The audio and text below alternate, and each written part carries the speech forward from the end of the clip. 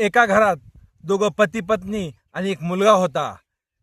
घरचं काही चांगलं होतं. बाप व्यापारी होता, पण त्या व्यापाऱ्याचा मुलगा इतका आळशी होता की ते झोपेतूनच 9 वाजता उठायचा. कारण का उठायचा? काही आणायची काळजीच नव्हती, कारण घरचं काही सगळं चांगलं होतं. त्याच्यामुळे त्याला काही कुठल्या गोष्टीची कमतरता नव्हती. पण त्या व्यापाऱ्याला वाटायचं आज माझा व्यापार चांगला चालतोय आणि उद्या माझ्या मुलाच्या अंगावर पडलं की समजा व्यापार करायचा, स्वतःच्या पायावर उभं राहून जगायचं, तर हा कसा जगणार? तो त्याला रोज उठवायचा. आज उद्या आपल्याला ह्या गावाला जायचंय, तू लवकर उठ, तुला व्यापार मी शिकवतो. पण मुलगा मात्र 9 वाजायच्या आत तो काही झोपीतला उठतच नसतं. घरात सगळं काही भरपूर असल्यावर मुलं असलीच निघतात कुठं पण. तसंच तो मुलगा पण होता. कधी तो कुठल्या व्यापाराला गेला नाही किंवा कधी कुठल्या कामावर गेला नाही. त्याला शेती पण भरपूर होती. तो सांगायचा आज तू शेतीत जाऊन पाणी दे, हो म्हणायचा.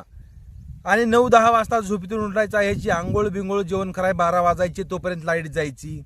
आणि 1 वाजता शेतात पोहोचला की लाईटच नाही. आला वापस.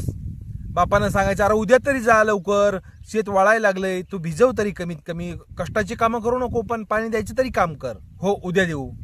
काही असलं की त्याचं उद्यावर ढकलायचं आणि करायचं तर काहीच नाही. मग दररोजच्या प्रमाणे एका दिवशी कुठेतरी लांब माल घेऊन गेला. मला मी 2 दिवस परत येणार नाही. गेला.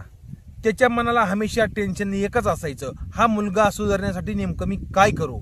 मग त्यानं काय केलं, वाटात गाडी उभी केली आणि एक दगड घेतला आणि संध्याकाळी आला आणि मुलापाशी दिला. म्हणाला बाळा तू एक काम कर, तुला काम तर करू वाटत नाही ना, मी येता येता काशीला गेलतो आणि तिथून हा दगड आणलाय, तू काय कर उद्याच्याला, मला पण व्यापाराला जावंच लागतंय, उद्याचा दिवसच या दगडाची पावर आहे. काय? या दगडाला लोखंड लावलं की सोनं होणार, त्याच्यात तरी तू आरामात बसून खाशील. काम तर काय तुला नकोच वाटतंय, आळस करतोस सारखा. तू एक काम कर, फक्त उद्याचा दिवस सकाळी 6 वाजल्यापासून संध्याकाळी 6 वाजेपर्यंत हा दगड काम करील. तिथल्या साधू बाबांनी दिलाय मला, याला लोखंड लावलं की सोनं होतंय. मग मुलाला वाटलं वाह, जे मला पाहिजे तेच मिळालं. आणि दररोजच्या प्रमाणे व्यापारी गेला माल घेऊन. मग मुलगा रोजच्या प्रमाणात झोपला, पण दररोज 9ला उठायचे ते आज 7ला उठला. त्याला 7ला जाग आली. म्हणला वाह 7 वाजले, काय अजून टाइम आहे म्हणला बराच, थोडा पडला. दररोजच्या टायमाला 9 वाजता उठला. तो म्हणला आज आपल्याला कामच किती, आपल्या गावात तर पिकअप टेम्पो भरपूर आहेत, पिकअप मध्ये लोखंड आणतो म्हणला, आणि ते काय चिटचिडतो या दगडाला, होतंय सोनं ऑटोमॅटिक. जरा पडतो. अजून झोपला. मग 12 वाजता उठला. म्हणतो आता गडे पुढचे दिवस तर ह्या पहिल्या दिवसापेक्षा बी चांगले आहेत. माझा बाप एवढा कष्ट करतोय तरी त्याला एवढे पैसे मिळत नाहीत, मला आता इथून पुढे याच्यापेक्षा सुखी दिवस. 12 वाजता उठला की मग म्हणतो आता काय, आता कामच किती, गावातलं पिकअप लावायचं एक भाड्यानं, जायचं बाजारात, लोखंड आणायचं आणि या दगडाला चिटकली की सोनं होणार. काय एवढी गडबड आताच आहे. जरा पडतो म्हणला. उठला 3 वाजता. 3 वाजता उठला की म्हणतो आता आपल्या गावातून मार्केटला जायला लागतो किती 1 तास, आणि तिथलं लोखंड टाकायला अर्धा तास, आणि यायला 1 तास. किती झाले, किती 5:30 वाजतील समजा. आणि इथं अर्ध्या तासात तर मी सगळं काही लोखंड त्या दगडाला चिटकले की झालं सोनं. मग 3 वाजता गेला गावातल्या पिकअपवाल्याकडं. म्हणला आपल्याला लोखंड आणायचे. पिकअपवाला खुश झाला. चला म्हणला. त्यानं लोखंड भरपूर भरलं त्या पिकअपमध्ये. गावापाशी यायला लागला आणि येता येता त्या पिकअपचं झालं टायर पंक्चर, म्हणजे फुटलंच वजानं. त्या पिकअपचं टायर पंक्चर काढायला बसवायला त्याच्याकडे नव्हती टेपणी शिल्लक.